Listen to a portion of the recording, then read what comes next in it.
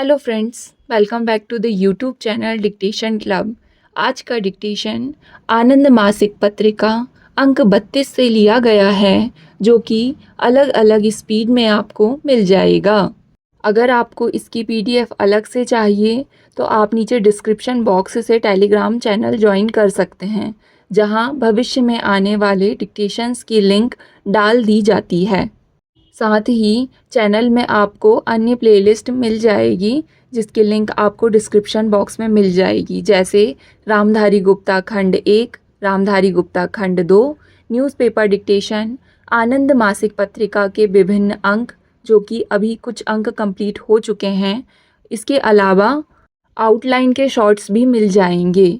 तो ज़्यादा समय ना लेते हुए डिक्टेशन स्टार्ट करते हैं 5 सेकंड के बाद।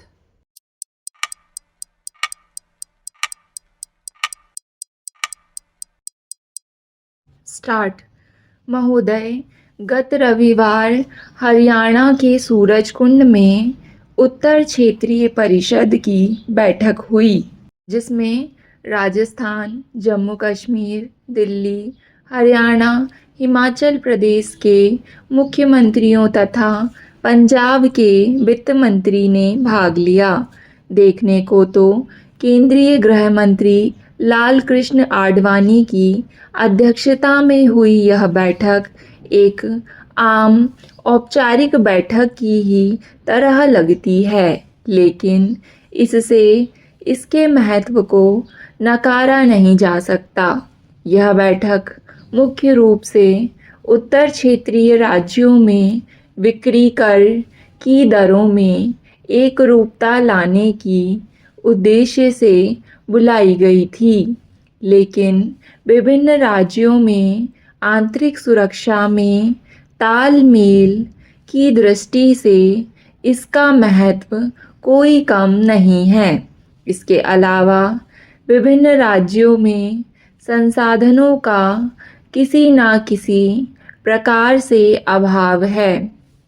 किसी राज्य के पास बिजली अधिक है तो किसी के पास कम, किसी के पास पानी अधिक है तो किसी के पास पानी का अभाव। इसलिए इन सभी मामलों में परस्पर सहयोग व समन्वय की दृष्टि से इन पड़ोसी राज्यों की इस बैठक का महत्व अत्यधिक है। यह एक विडंबना ही है कि अत्यंत संवेदनशील क्षेत्र माने जाने वाले इस क्षेत्र से संबंधित राज्यों की उत्तर क्षेत्रीय परिषद की बैठक 1.5 वर्ष बाद हो पाई है। शायद इसी के दृष्टिगत इसकी अगली बैठक 3 माह बाद करने का निर्णय किया गया, जिसमें सूरजकुंड बैठक में लिए गए निर्णयों की प्रगति की समीक्षा तथा अन्य अंतर्राज्यीय समस्याओं पर विचार किया गया।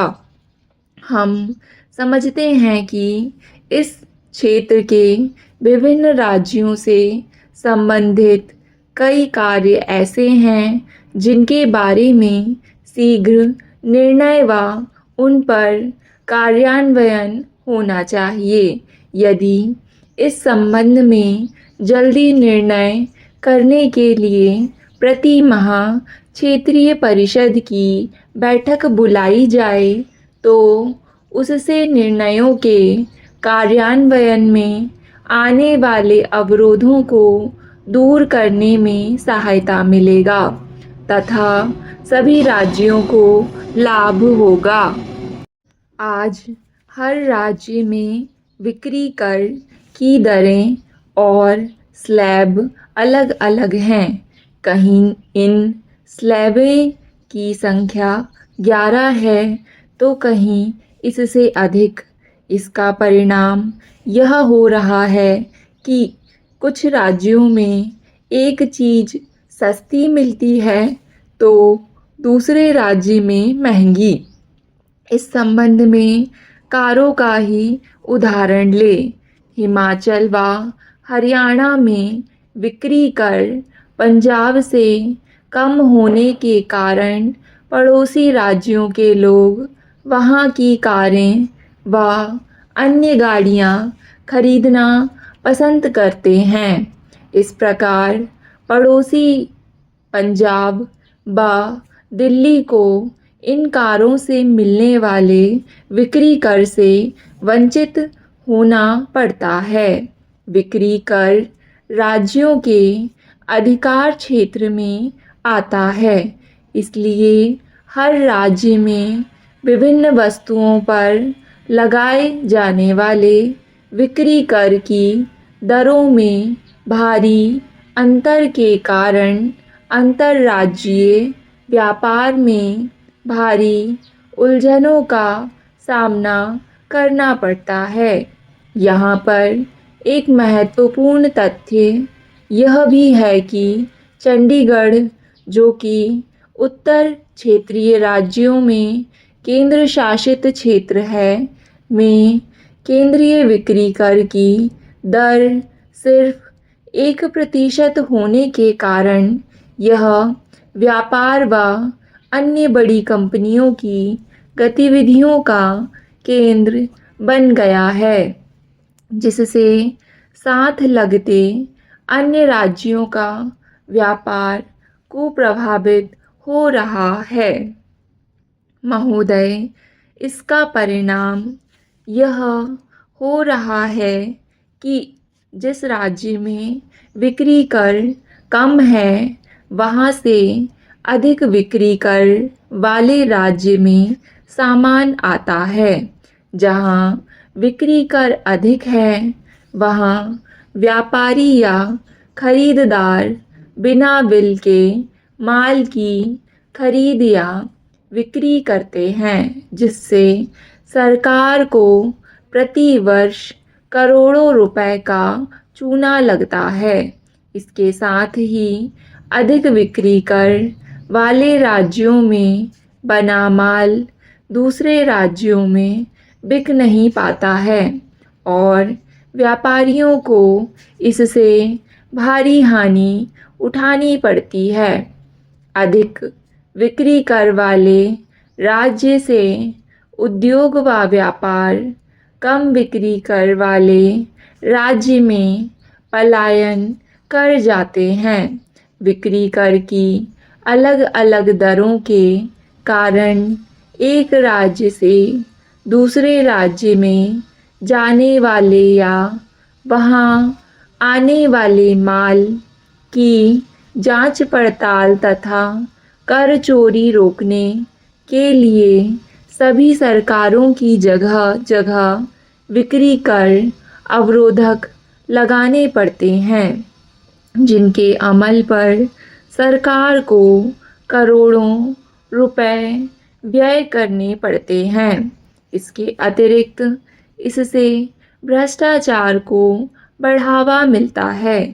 सरकार के अनुसार प्रति माह देश भर में 1100 करोड़ रुपए की बिक्री कर की चोरी होती है। उल्लेखनीय है कि भाजपा ने अपने चुनाव घोषणा पत्र में बिक्री कर तथा चुंगी समाप्त करने का वायदा किया था।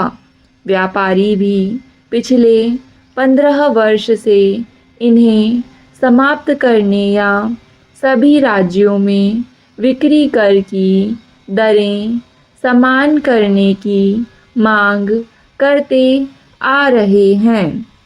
सरकार ने बिक्री कर व चुंगी तो समाप्त नहीं की, लेकिन उत्तर क्षेत्र के 7 राज्यों ने सैद्धांतिक रूप से बिक्री कर की दरों में समानता लाने के लिए जो सहमति व्यक्त की है, वह एक सही तथा सकारात्मक कदम है।